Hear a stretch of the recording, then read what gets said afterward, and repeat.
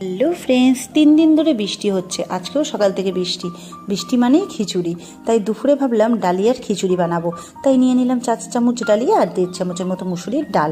এবার দুটোকে মিক্সড করে জল দিয়ে ভালো করে ধুয়ে নিতে হবে। তো ধুয়ে নিয়েছি। ধুয়ে নেওয়ার পর তারপর কেটে নিয়েছি আলু, গাজর, টমেটো আর কাঁচা লঙ্কা। কড়াইতে তেল গরম করে শুকনো লঙ্কা, তেজপাতা, পাঁচফোড়ন দিয়ে আদা বাটা দিয়ে সবজিগুলো দিয়ে ভালো মতো নাড়িয়ে, তারপর হলুদ লবণ দিয়ে ভালো মতো আবার নাড়িয়ে টমেটো আর কাঁচা লঙ্কাটা দিয়ে দেবো। তারপর ডালিয়া আর ডালের মিশ্রণটা দিয়ে ভালো মতো নাড়িয়ে গরম জল দিয়ে ঢেকে দিয়েছি। এবার সামান্য চিনি দিয়ে তারপর নামিয়ে দেবো। আর নামানোর পর তারপর দেবো ঘি আর গরম মশলা দিয়ে তারপর হটপটে রেখেছি যাতে দুপুরে খাওয়ার জন্য গরম থাকে। তার সঙ্গে তো পেঁয়াজিটা জাস্ট জমে যাবে, তাই বানিয়ে নিলাম পেঁয়াজের কুচি কুচি করে কেটে তার মধ্যে হলুদ, লবণ, কাঁচা লঙ্কা, ধনেপাতা, বেসন, ময়দা দিয়ে ভালো মতো মেখে নিয়েছি। এবার কড়াইতে তেল গরম করে ছাকা ছাকা তেলে ছাকা ছাকা করে ভেজে নিলাম পেঁয়াজি।